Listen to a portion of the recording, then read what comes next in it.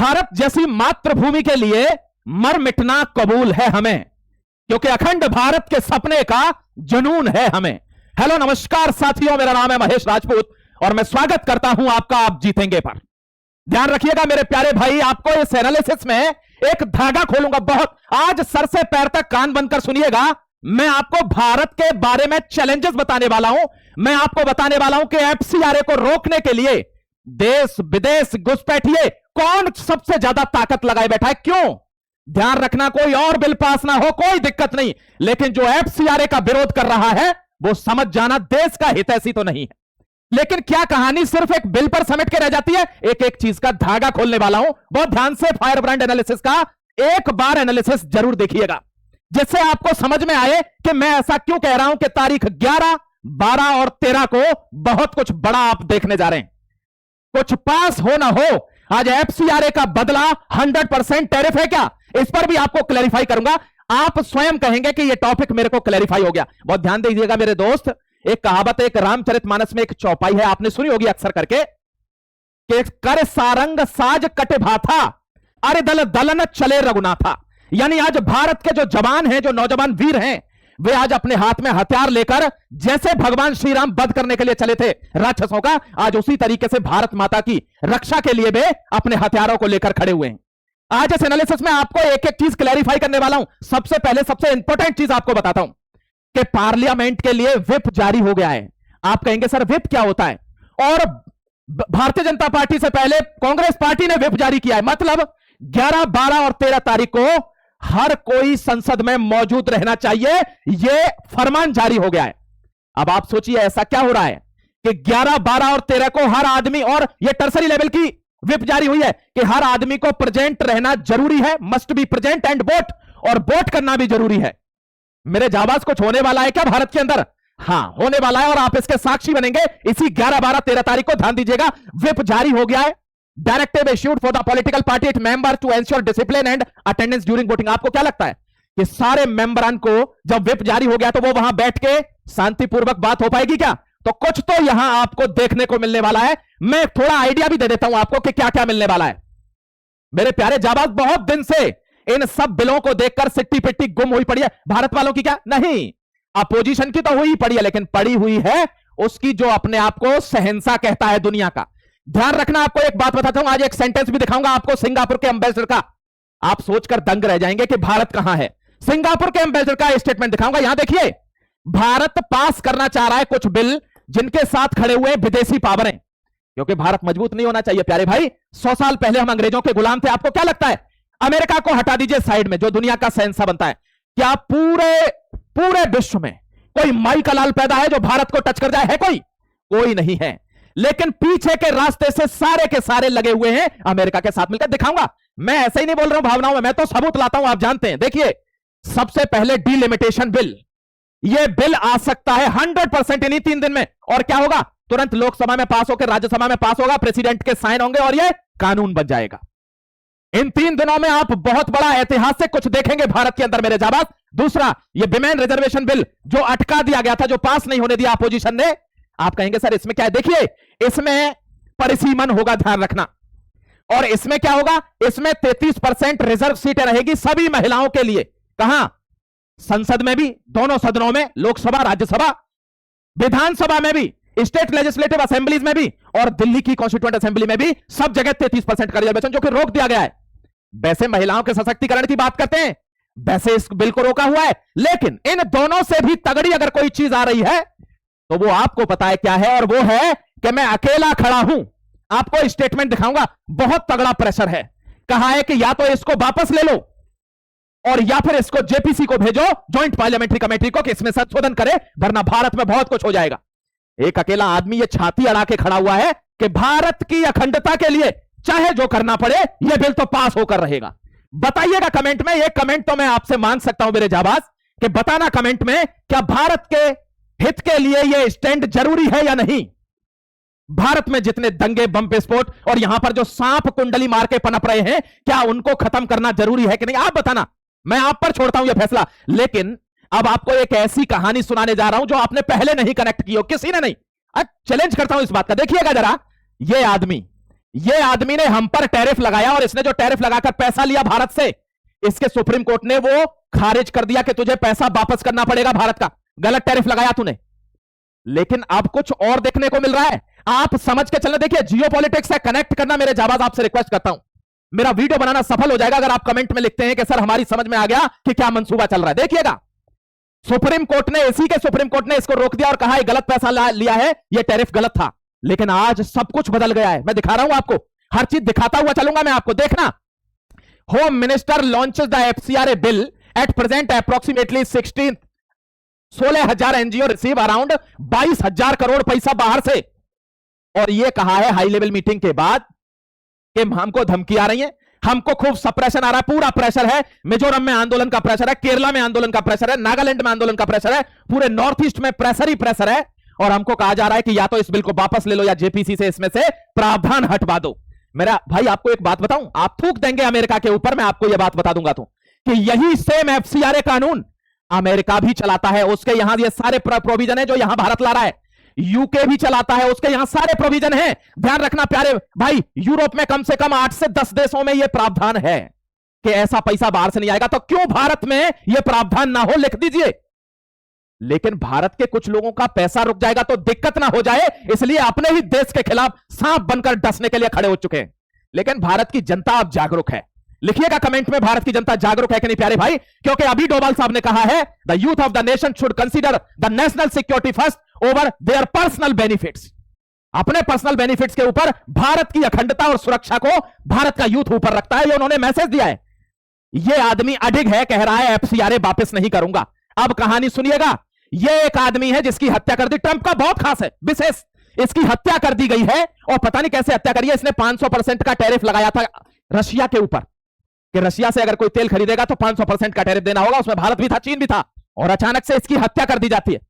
बताया नहीं कारण कैसे हत्या हुई है इसकी, हमको क्या पता कैसे हुई है। हुआ होगा कुछ, हार्ट फेल हो गया होगा। लेकिन इसी आदमी के नाम से बिल आ रहा है, ग्राहम बेल, ये जो लिंडसे ग्राहम है, इसके नाम से ही बिल आ रहा है। इसी ने प्रपोज किया था। और अब क्या आ रहा है कि 100% टैरिफ लगेगा किस पे, जो रूस से तेल खरीदता है। आप समझ रहे हो, जैसे भारत मान लीजिए $1,000 का तेल खरीद रहा है रूस से, तो भारत को उसी तेल के लिए अब $2,000 देने पड़ेंगे। ये टैरिफ है हमारे ऊपर। हम $1,00,000 का तेल खरीदते हैं तो उसी सेम तेल के लिए हमें $2,00,000 पे करना पड़ेगा। ये हमारे ऊपर टैरिफ जाने वाला है। अब प्रॉब्लम क्या है कि अब ये सुप्रीम कोर्ट नहीं रोकेगा क्या? अरे मेरे प्यारे भाई, यही तो भारत की जनसंख्या को जागरूक करना चाहता हूं मैं, वरना मेरा कोई मकसद नहीं छिपा इसमें। देखिए, यही वो सुप्रीम कोर्ट है जिसने ट्रंप को बोला था कि भारत के पैसे वापस करो, ये टैरिफ गलत है। लेकिन अब ये सब एक ही थाली के चट्टे बट्टे हैं। सीनेट में क्या हुआ है, लॉ पारित हो गया है और सीनेट में 100 सांसद हैं और 100 में से लगभग 83 लोगों ने कहा है कि बिल पारित कीजिए। अब उसमें इसके लीडर ऑफ अपोजिशन भी हैं, इसमें दूसरी पार्टी के भी सांसद हैं और ट्रंप के भी सांसद हैं। लेकिन देखिए, 100 में से 83 लोग कह रहे हैं कि यह बिल पारित होना चाहिए, क्योंकि उनकी कौन सी पॉलिसी है, मेक अमेरिका ग्रेट अगेन, मागा की पॉलिसी है। लेकिन भारत कहता है कि भारत ग्रेट अगेन, तो भारत के लिए यह पॉलिसी ये नहीं चलने देंगे। क्यों? क्योंकि इनको पता है कि भारत सिर्फ एक चीज में चूक रहा है। मैं बता रहा हूं आपको, यह बात और कोई नहीं बता पाया होगा। सिर्फ एक चीज में चूक रहा है, ओनली वन, और वो है मेरे प्यारे भाई तेल। और भारत में जो पार्टियां हैं वो तेल पर इतना दंगा क्यों कर रही हैं, ये आप समझना। क्योंकि भारत चाहता है कि अगर हमें तेल की आपूर्ति हो जाए तो कोई माइक हलाल पैदा नहीं है जो भारत पर प्रेशर बना सके। लेकिन तेल के लिए ईरान को बर्बाद कर दिया इसी अमेरिका ने, इसी ट्रंप ने, कि मेरा तेल बिके। अब ये रूस को बर्बाद कर रहा है कि रूस का तेल ना बिके, मेरा तेल बिके। आप बताइए, अमेरिका से तेल लेने कौन जाएगा? या तो अपने बगल ईरान से लेगा, या रूस से लेगा, या यूरोपिया में कहीं भी, गल्फ नेशन में, यूएई, कतर, बहरीन, कहीं ना कहीं से तेल ले लेगा। वहां अमेरिका क्यों जाएगा? तो वो क्या चाह रहा है कि ये मामला खत्म हो जाए तेल का, और तेल में बेचू। ध्यान रखना, जिसके पास तेल है उसके पास सोकर पैसा आता है, वो सो जाता है और पैसा आता है उस पर। और भारत के पास बस यही एक कमी रह रही है। लेकिन नॉर्थ ईस्ट में हमारे पास वो संसाधन है, बट प्रॉब्लम यह है कि वहां पर सीआईए के एजेंट, आपने देखा होगा कितने पकड़े जा रहे, घूम रहे हैं। भारत को वो तेल निकालने नहीं देना चाहते कि अगर तेल इसको मिल गया तो बहुत ज्यादा गड़बड़ हो जाएगी दुनिया में। इसके अलावा दूसरा कोई वर्चस्व नहीं बचेगा। आप भारत की पावर को समझिए। जो देशभक्त होते हैं वो अपने राष्ट्र की, मातृभूमि की पावर को समझते हैं। जो दलाल है, जो दूसरे देश के नाम पर भारत में बैठा है, वो इस बात को नहीं समझेगा कभी। वो तो भड़काएगा, वो तो लोगों को तेल के ऊपर रोड पर बिला लेगा। ध्यान रखना प्यारे जाबाज, यही मैं आपको समझाना चाह रहा हूं कि दूसरी पार्टियां तेल पर इतना दंगा क्यों कर रही। क्यों? ट्रंप ने 100% का टैरिफ लगा देगा तेल हमें मिलेगा नहीं और यहां लोगों को तेल चाहिए होगा और E20 का तेल बंद करा दिया जाएगा, फिर क्या होगा? फिर वही होगा जो अभी जंतर मंतर पर पार्लियामेंट जाकर हुआ था। यह जियो पॉलिटिक्स है, यह आपको कनेक्ट करनी होगी। और ध्यान रखना, भारत की जनता से ज्यादा इंटेलेक्चुअल कोई नहीं है, वे जानते हैं कि क्या सही है क्या गलत है। मैं तो इशारा करूंगा, समझना आपको है जाबाज। देखिएगा एक बार, यही अब इनको सपोर्ट कर रहे हैं और कह रहे हैं कि यह बिल पास होगा, और पास हो गया है बिल, केवल साइन होने हाउस ऑफ रिप्रेजेंटेटिव में जाएगा और प्रेसिडेंट के साइन होंगे। प्रेसिडेंट कौन है? Donald Trump. धड़ाक से, अरे वो तो बिल ही बनवा रहा है तो साइन तो कर ही देगा। तो ये टैरिफ भारत पर इंपोज हो रहा है। अब आपको बताता हूं, देखिए सिंगापुर का ये एम्बेसडर क्या कहता है कि 100 साल पहले भारत गुलाम था, किसका? अंग्रेजों का। लेकिन और अंग्रेजों की जो इकोनॉमी थी वो 3.5 गुना ज्यादा थी भारत से। और आज भारत को आजाद हुए 100 साल नहीं हुए, भारत की इकोनॉमी इतनी ही ज्यादा है, किससे? अंग्रेजों से। इतने 200-400 साल की गुलामी के बाद तो भारत से तो आप कंपैरिजन ही नहीं कर सकते। कौन बोल रहा है? सिंगापुर का एम्बेसडर बोल रहा है। इस बात से धब हो रही है कहां? वेस्टर्न नेशन की। ये साले इतने दिमागदार बंदे आ कहां से रहे? यहां हम पहले भी विश्वगुरु थे, बीच में हम पर हमले हुए, बीच में अंग्रेजों ने हम पर आए, मुगल आए, कई बार भारत को लूटा गया, उसके बावजूद हम, अरे कहते हैं ना कि पैसा ही तो ले जाएगा, दिमाग थोड़ी ले जाएगा। तो भारत की तो मिट्टी में इंटेलेक्ट है। प्यारे जाबाज, एक बात ध्यान रखना, यह आदमी कह रहा है कि 2047 का लक्ष्य है भारत का डेवलप्ड का। अगर 2047 तक भारत ऐसे ही चलता रहा तो 4 गुना से 10 गुना हमारी इकोनॉमी हो जाएगी। किससे? इन्हीं अंग्रेजों से जिन्होंने पूरी दुनिया पर राज किया है। तो क्या अंग्रेज चाहते हैं क्या भारत बढ़े? नहीं। तो वे डायरेक्ट हमसे नहीं आ सकते क्योंकि उनकी इकोनॉमी हमसे नीचे है, इसलिए वो अमेरिका को सपोर्ट कर रहे हैं। जियो पॉलिटिक्स को कनेक्ट करना जाबाज। ये देखिए, ये मणिशंकर अय्यर है, मैं आपको हिपोक्रेसी दिखाता हूं, दोगलापन। ये मणिशंकर अय्यर है, 2005 का, इसी पार्लियामेंट का भाषण है। ये क्या कहते हैं कि हम इथेनॉल यूज करेंगे तेल में, क्योंकि इथेनॉल एक रेजिडुअल ऑयल है और रेजिडुअल ऑयल हम अभी भी रेजिडुअल ऑयल यूज करते हैं।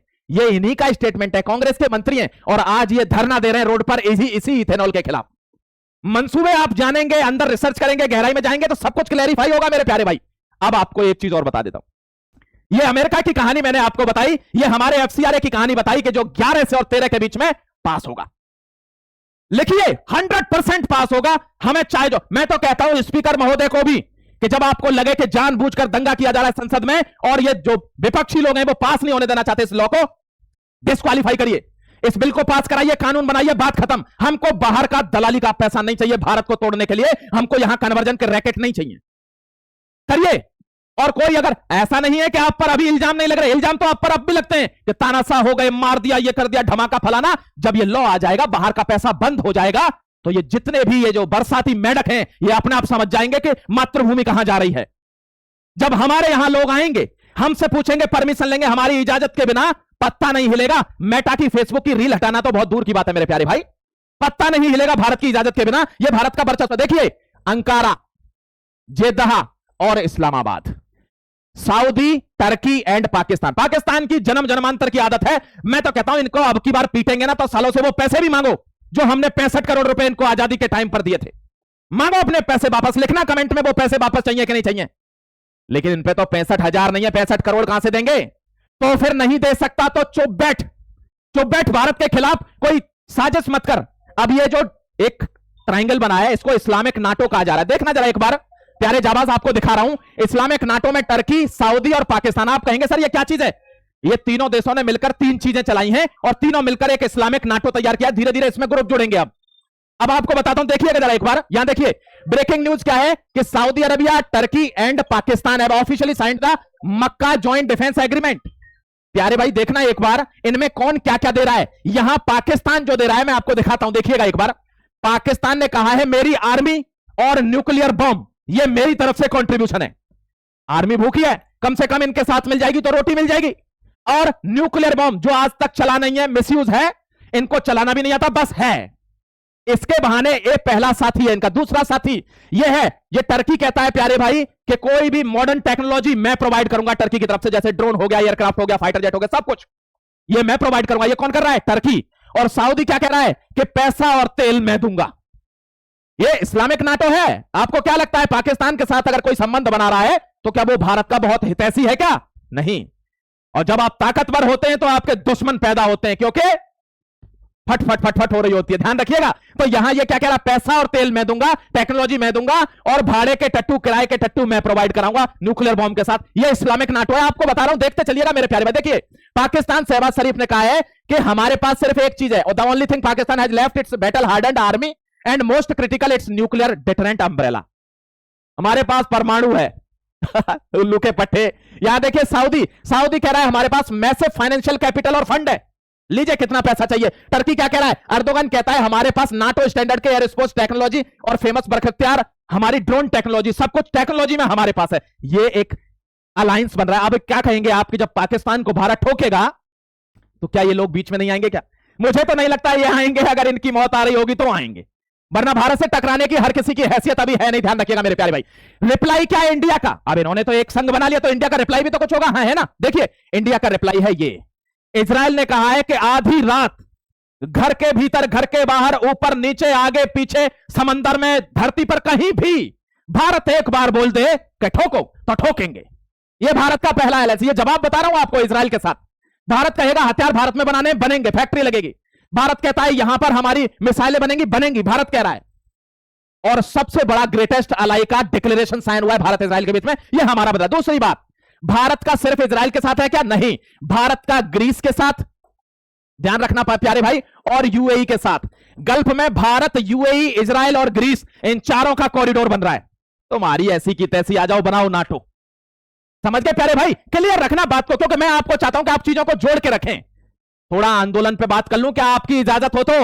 ये वही आंदोलन है प्यारे भाई, इन लोगों ने दिखाया झारखंड में आंदोलन होता क्या है। ना एक भी देश विरोधी नारा, ना मातृभूमि के खिलाफ एक शब्द, और उनका सीधा प्रहार था उस सरकार के ऊपर जिसमें पेपर लीक हुआ, क्योंकि उनको एक प्लेटफॉर्म मिला जंतर मंतर से कि अब अगर वो मंत्री हटाया जा सकता है तो ये भी हटना चाहिए। ये औरत क्या करती है, इसका बाप इससे 10 साल से बात नहीं करता, पता है क्यों? क्योंकि बाप आर्मी में है, मातृभूमि की कीमत जानता है, और कहता है कि तू देशद्रोही है, इसलिए इससे बात नहीं करता। ये मैं नहीं कह रहा, ये कह रही है, इसने कहा है ये। अब ये स्टूडेंट प्रोटेस्ट में आई जंतर मंतर पर, तो इसने कहा कि रिजाइन धर्मेंद्र प्रधान। लेकिन ये अगर झारखंड के उसमें गई है प्रोटेस्ट में, तो वहां कह रही है जेएमएम कांग्रेस गवर्नमेंट से प्लीज रिक्वेस्ट है कि एग्जाम दोबारा करवा दीजिए, रेजिग्नेशन की जरूरत नहीं है। इतना सुनते ही एक आदमी ने धड़ाक से काली इंक फेंक दी कि भाग यहां से, भगाया इसको। और सारे के सारे जो वहां प्रोटेस्ट को लीड कर रहे हैं झारखंड में, उन्होंने चैलेंज कर दिया कि एक भी एंटी नेशनल एलिमेंट दिखना नहीं चाहिए, इस आंदोलन को हम हाईजैक नहीं होने देंगे। जैसे जंतर मंतर पर हाईजैक था आंदोलन, उसमें देश विरोधी तत्व मिले हुए थे, 3000 से ज्यादा क्रिमिनल मिले हुए थे, विदेशी फंडिंग मिली हुई थी। मना कर दिया साहब, ऐसे होते हैं देश प्रेमी, यही होते हैं डेमोक्रेसी में आंदोलन, कि आप देश की सुरक्षा से खिलवाड़ मत करिए, सरकारों को जिम्मेदार ठहराइए। आपके आंदोलन में 3-3 हजार क्रिमिनल, देश की सुरक्षा से खिलवाड़। आपको अभी एक फोटो दिखाऊंगा मेरे दोस्त, प्रूफ लेकर आया हूं। और यहां वो आदमी शामिल था जंतर मंतर के प्रोटेस्ट में। वो कौन है? वो सरगना है उत्तर प्रदेश का। वो 2017 में जैसे ही सरकार आई है वो भाग गया वहां से, और उसका जो सरदार था मुकीम खान, उसको ठोक दिया था योगी जी ने 2021 में भी, और इसको ठोक दिया 5 अगस्त को। क्यों? क्योंकि जो फेस सर्विलेंस की गाड़ी लगी हुई थी दिल्ली पुलिस की, उसमें वो डिटेक्ट हो गया। और वो यूपी का सरगना है। वो एक ऐसा आदमी है कि जिसकी वजह से कैरेना में पत्ते जल जाते थे। ठोक दिया 5 तारीख को। उन्होंने कहा फेस रिकॉग्निशन करो, इसको गिरफ्तार करो, इधर ले जाओ उधर ले जाओ। ये सब क्या है? ये सब कुछ नहीं है, खत्म करो इसको जेल में रखेंगे, ये जेल से भी यही काम करेगा। प्यारे भाई ध्यान रखना। तो इसको तो अपना स्वाद दे दिया। यहां देखिए, इन लोगों को मना कर दिया clear, no entry for Neha Bora और एंटी नेशनल एक्टिविटीज, मना कर दिया। अब कहते थे योगी जी केवल एनकाउंटर करा रहे, क्या विकास नहीं करा रहे। आपको एक बात बताऊं, सिकोहाबाद से मेरा बहुत संबंध है, मैं वहां कई वर्षों तक रहा हूं सिकोहाबाद में। उसके जस्ट बगल में एक जिला है फिरोजाबाद। देखिएगा मेरे प्यारे भाई, यह है फिरोजाबाद, और उस वक्त पर लगभग 2012 के वक्त पर इसको मिनी पाकिस्तान कहा जाता है। देखिए कितना बड़ा सेंटेंस बोल रहा हूं, फिरोजाबाद को मिनी पाकिस्तान कहा जाता है। ऐसा माहौल था वहां का, और वहां इतनी फैक्ट्रियां, कांच की फैक्ट्री है, बल्ब की, चूड़ियों की, बहुत फेमस है वो जगह। लेकिन मिनी पाकिस्तान कहा जा रहा है, क्यों? क्योंकि वहां गुंडे रहते हैं। आज वे गुंडे भी खत्म हैं। आज उनके लिए सौगात गई है यूपी सरकार की तरफ से 658 करोड़ की। तो हम केवल गुंडों का नाश नहीं करेंगे, भारत की सरकार उनको एम्पावर भी करेगी, उनका प्रोत्साहन भी करेगी। देखिए ये वही फिरोजाबाद है, इसकी शकल बदलने वाली है। इन लोगों से, आप नॉर्मल लोगों से पूछे, जाकर कह रहे हैं कि बदल गया उत्तर प्रदेश। ये जो यहां होता है ना, हरियाणा में कल गोली चली है, खुले में फायर हुए 30 फायर। दिल्ली में देखिए, गुड़गांव देखिए कि अगर कुछ हो रहा है तो हर आदमी नीचे एक कमेंट लिखता है कि अच्छा हुआ यहां किया, गलती से यूपी में कर देते तो अब तक हिसाब हो गया होता। लिखना कमेंट में गलत कह रहा हूं क्या? यह सच्चाई है, यही शासन होता है प्यारे भाई, ध्यान रखना। हमने एफसीआरए पर जवाब दे दिया है। आप क्या समझ रहे हो हमने अमेरिका को जवाब नहीं दिया? एफसीआरए पर मिनिस्ट्री ऑफ एक्सटर्नल अफेयर्स ने जवाब दे दिया है कि यह हमारा इंटरनल मैटर है और यह कानून आपके यहां भी चलता है। तो हम कोई कानून लागू कर रहे हैं तो ज्यादा होशियारी फेंकने की जरूरत नहीं है। इधर औकात में रहिए, cut your coats according to your clothes. तो उतनी ही चादर संभालिए जितने लंबे आपके पैर हैं, बहुत ज्यादा मत फेंकिए। और भारत का स्टैंड है ये। मैं आपको भारत का नेशनल कमिटमेंट भी बता देता हूं, एक बार आपको पता चल जाएगा। देखिए, इसके खिलाफ क्रिश्चियन मिशनरीज तैयार है केरला में, तमिलनाडु में, मिजोरम में, नागालैंड में। मैं आपको एक चीज दिखा रहा हूं, देखिए यहां पर प्यारे भाई, ये पीओके है। पीओके का इल्जाम भारत के ऊपर आ रहा है। और जब भारत से पूछा गया तो देखिए जयशंकर साहब क्या कहते हैं। ये शेर दहाड़कर कहता है कि PoK is an integral part of India and this is our national commitment. ये हमारा राष्ट्रीय वादा है कि पीओके भारत का हिस्सा है, ये आएगा। अरे कोई बोल के दिखाए ना, ऐसे घुमा फिरा के लोटपोट बातें करते हैं और फिर कहते हैं हम भारत को आगे ले जाएंगे। नहीं, clear cut vision is clear that POK is an integral part of India and we are going to take it. ये मेरे दोस्त, ये हमको भारतीयों को समझाने की जरूरत है। अब इसने डिक्लेयर कर दिया कि जो पीओके की जनता है वो भारत की ही जनता है, क्योंकि जैसे भारत हमारे दुश्मनी है वैसे पीओके के लोग भी हमारे दुश्मन ही हैं।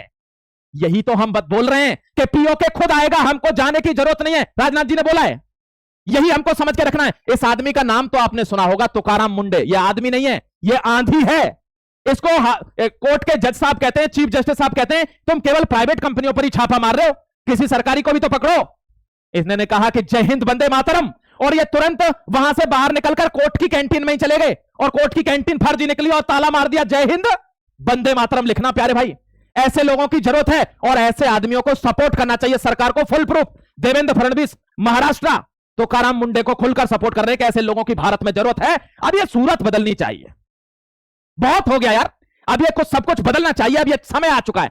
अब मैं आपको लास्ट स्लाइड दिखा रहा हूं, बहुत ध्यान से देखिएगा एक बार। ये देखिए, ये लोग कहते थे ये प्रोपेगेंडा है, फलानी पार्टी ने पिक्चर बनवाई है, ये बनवाई है। ये नेटफ्लिक्स पर पिक्चर आई और नेटफ्लिक्स का जो सीईओ है वो कह रहा है कि ये पहली हिंदी फिल्म है जो किसी भी बड़ी से बड़ी इंग्लिश फिल्म से ज्यादा देखी गई है। पहली हिंदी फिल्म है, इसलिए यह फिल्म धुरंधर है। देख लीजिए, अब मुझे कमेंट में बता देना कि यहां असली धुरंधर है कौन। ठीक है मेरे प्यारे भाई, फिर मिलूंगा एक और जबरदस्त एनालिसिस के साथ। और ध्यान रखना 11, 12 और 13 अगस्त को जुड़े रहिए अब जीतेंगे को सब्सक्राइब करके। एक एक मंसूबे का धागा खोलेंगे आपके साथ मिलकर। सशक्त भारत में बने रहिए। जय Hind, Vande Mataram, God bless you.